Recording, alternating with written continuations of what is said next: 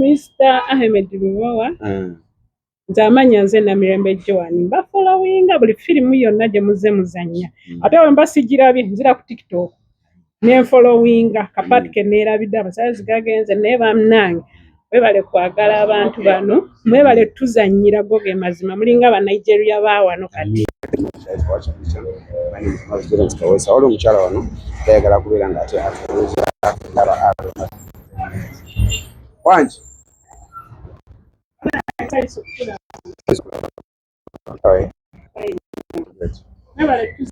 mwebale kusiima Customer care. Customer care man.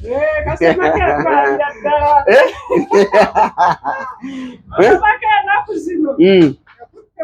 Akutte omuliro.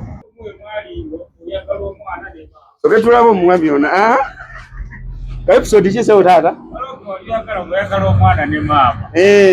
Aneefudde omuko. Weefuula omuko. Naye ng'ate siri muko. Ng'ate si ogwoli ebisajja ebintu. Nga mwebale kutuza. Amina mwebale kusiima. Naye munawe omuntu bw'omulabira weriyo kati abayinza okukusaba ne bakukuba n'ebiyinja nga bagamba byozannya ate byo. Omanyi bibaamu mu bazannya. Kanzije mami kati gwe pati gye nazanya n'olanga mbutuufu kino kigayi n'ensanga gye kikuba amayinja. Ey'omuko mbutuufu. Omusajja nga yakuteerangawo mu Uganda. Wali omanyi yali mukoddomi wo. Yali mukoddomi yange baali bamuyita Jamada. Yali mulala. Yali mulala. Nene Conrad mu mugamba avuyisa.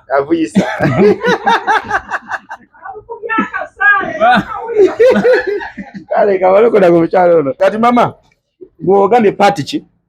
Pati eyanyumira kaloba nenkwasa n'ennaku. Maama wa mmugwe ne Angela wagenda ng'oyagala ofune ssente ojja otaase maama wo. Ssente ezo ne zirwayo mu kujja osanga maama waavu kati ate oba obudde ne maama wange we yagendera.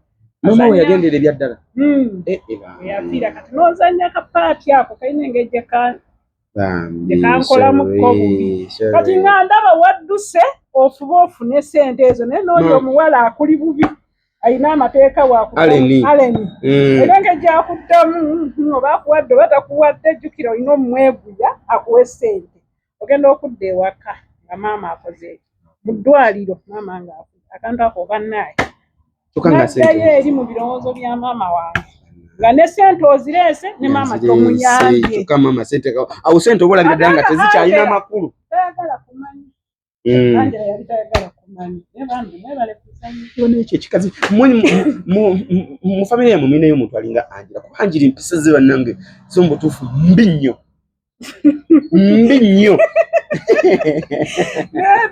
Kati awaaba azannya ng'omuntu nekyemmanyi muntu mulamu. Muntu mulamu. Waliwo naliko ekalangala eyo omukyala naŋŋamba nti nze maama yennyini nze nga omukyala ye maama naye ng'alina omuwala amubonyaabonya nga Angela era n'atamba Angela simwagala lw'ensonga muwala wange Angela ebintu byakola muwala wange byali mukunkola. Naye kati olaba ebyo ebintu aba azannya.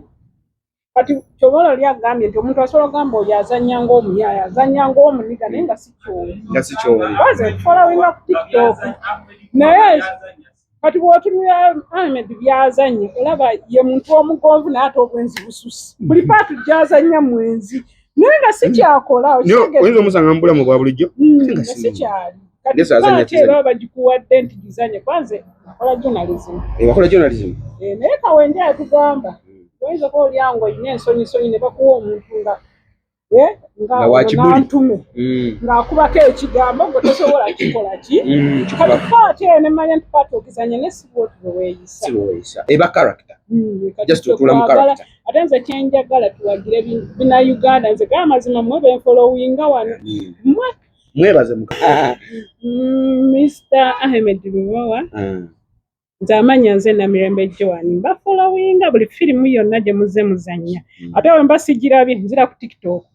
Ne followinga kapati ke neerabidde amasanyalaze gagenze naye bannange. mwebale kwagala abantu bano mwebale tuzannyira goge mazima mulinga aba Nigeria baawano kati tubagala nnyo mwebale tuzannyira bulungi baza amannya gonna nga manyiddeawo bonna wano we tuli mbamanyiddeawo ku gundi wentandikira obbalaba nti mbafolowinga tebaba badde oyita nga sebo wakiri nkubuuzeeko ate neebaza nti abantu abamu bw'obayita ng'ejjagamba naye kwebaza webale kuba hambo mwebale tumanya nti ffe tuli bafolowa wammwe tulopaka last wano wawe tuli wano Sonde duuka bayita hostel center tutunda ebyamazzi Sonde Namugongo Sendegeya oba Chobe bati kye yakusanyudde nga agizannya Sendegeya Chobe mu customer care ate gye yannyumidde okulwanira kituufu mukyala we abeera amusumbuwa naye amanyi omuntu okulemera ku kintu owangula wadde kati waliwo naani mberenge ono mberenge yakangamba oba yawabyamuko muwalaawe naye kyenjagala ku musajja olina paati gyazanya nti alemera ku nsonga bamukubye akasaala alemeddeko akasaala ako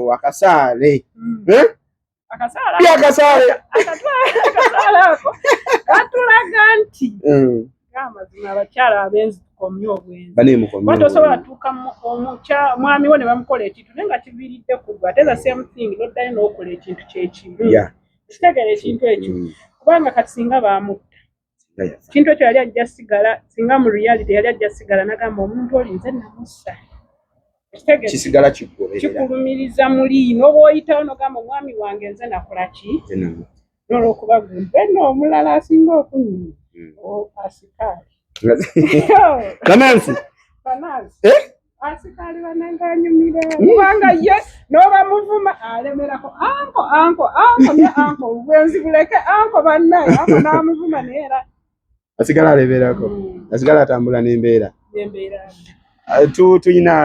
tuyina customer care agenda kubeera nga atambula live ku stage wano bannakampala twabateeredde ku obligato nakuza omwezi nga 26 so nsaba mujje batanansi mubalabiko live Bachobe mbalabiko live Angela mbalabiko live Bachimira mbalabiko live ku stage ate ngo okuyingira sente nyingi mitwale biri joka obligato manyiwo abantu besonde bagambye nakuza omwezi nga 26 boxing day bagenda kujja ku obligato so n'ekyo mujje ku obligato customer care live on stage agenda kubeerawo Dr. Morris Giddens Kawesa abantu besonde man love one love man inshallah ineanza mbere bulungi ikagolo wozuti bana musajja oyo nga begaseeko ne Katumba Faizo nani omulala wabavuyisi ne Conrad ni nani omulala babuvuyo bonna abatali mu muzanyo gwamwe abatali babuvuyo ku Kenya Lubowa ne Kaka abo bo bantu balamu bakakamu naye bano kavuyo Conrad ne Mulimira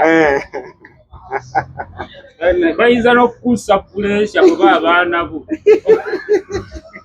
n'obasibira wamu nga bonna abaana igwa bazaala kale mzee ayanza mbere bulungi mwe banye tuwadde kule dawa yo oli bulungi Brandon kwekazawo n'engamba bannaye ndaba kuki baba kwagira kasi okuzannyira birungi byereere birungi oli ku maanyi birungi bibanyumira kuba kati ompise Brandon segeza firumu ya Neighbor kati sawa zino yekukutte firumu ya Neighbor pati kijoyi neighbor nsokuza amanya goma amanya gani kwa Tina namutebi Tina mukyala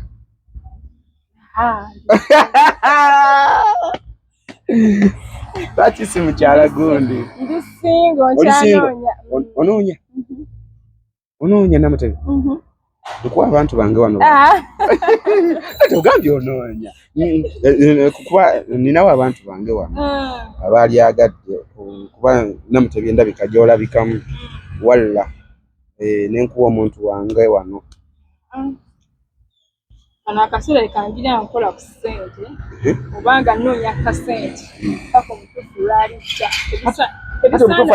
tebisaana kupapira kupapira nkola kale webale kubeera ng'owagira Aromatic Entertainment webale kusiima mu firimu eyo eya Neighbor kikyo gyemu okuyigamu like oyizeemu ki bingi nga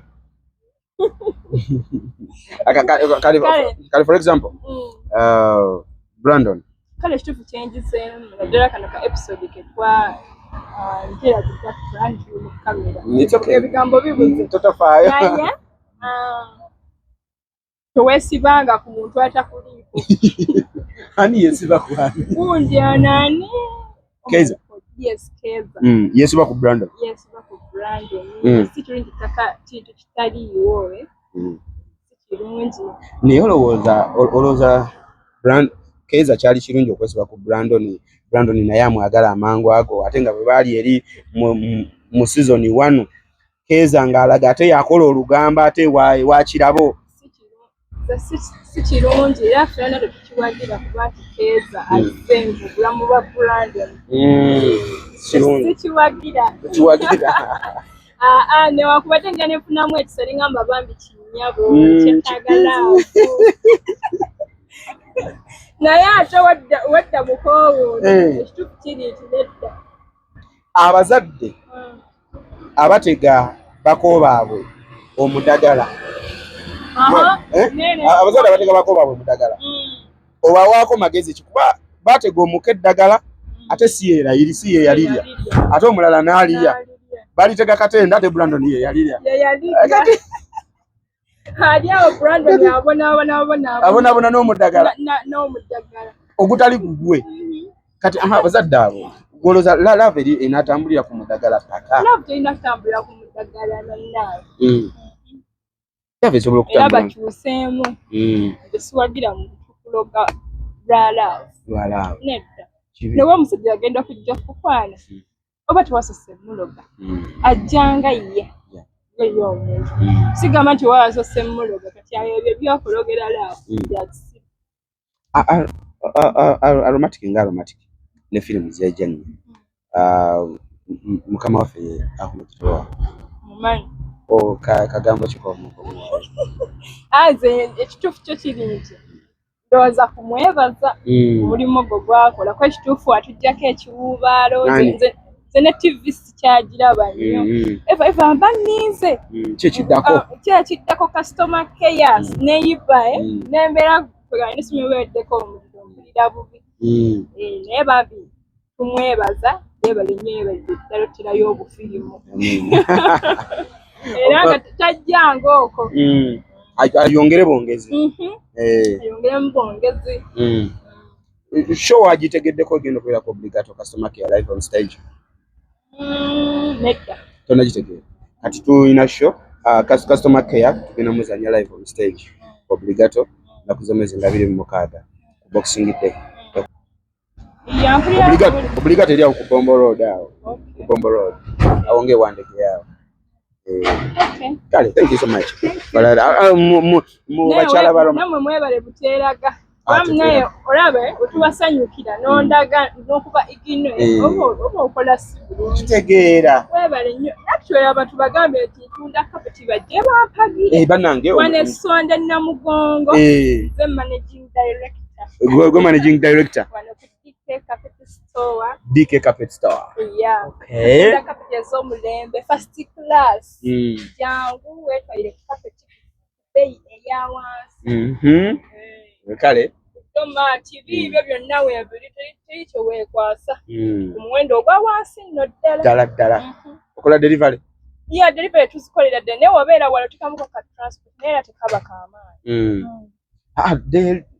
delivery tekitegeeza nti kiba kyabwereere no mulimu omuntu oli abeera okumpi ng'osobola gimuddisiza kubanga n'okuzisiba tuzisiba nze seeganya nzeeta bulungi nyeewo nenjireeta naye obeera ng'oli wala otekamu ka transport kubanga era ne kapeti oba giguze ku bbeeyi ya wansi ogana ga $5,000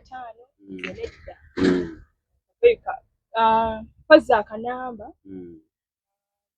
MTN 0777521980 Airtel 0754954520 nkodakitingaako MTN eri ku WhatsApp manye ebisinga onja kukwata bulungi customer care nti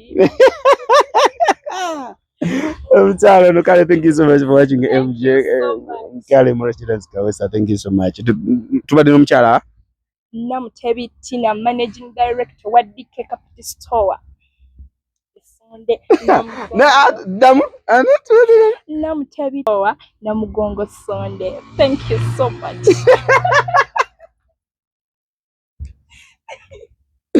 Kale, thank you so much, guys. Morris Kawesa straight out Aromatic Entertainment. We love you so much. Take katu yengere kuza kuwa